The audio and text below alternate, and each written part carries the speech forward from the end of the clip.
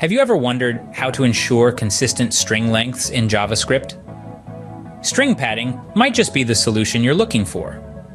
This technique involves adding characters to the beginning or end of a string until it reaches a certain length. This proves particularly useful when you need strings to maintain a consistent length, like when formatting dates or numbers.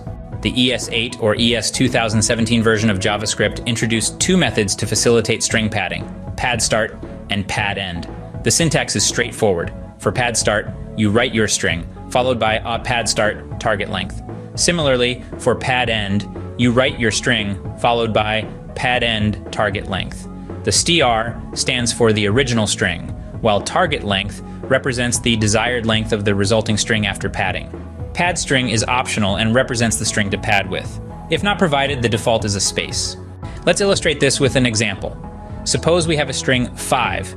If we use the padStart method with a target length of 2 and a pad string of 0, our output becomes 05.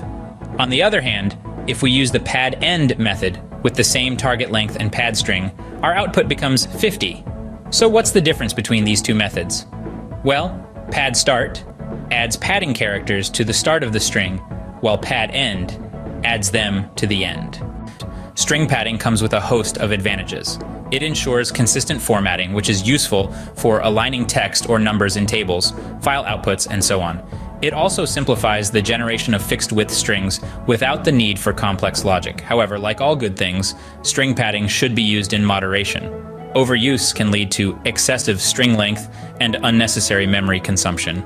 In summary, string padding in JavaScript, courtesy of padStart and padEnd methods, offers a convenient way to ensure consistent string lengths.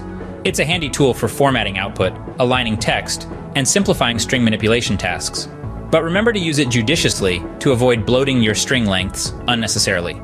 So next time you find yourself needing strings of a consistent length, consider giving string padding a try. You might find it's exactly what you've been looking for.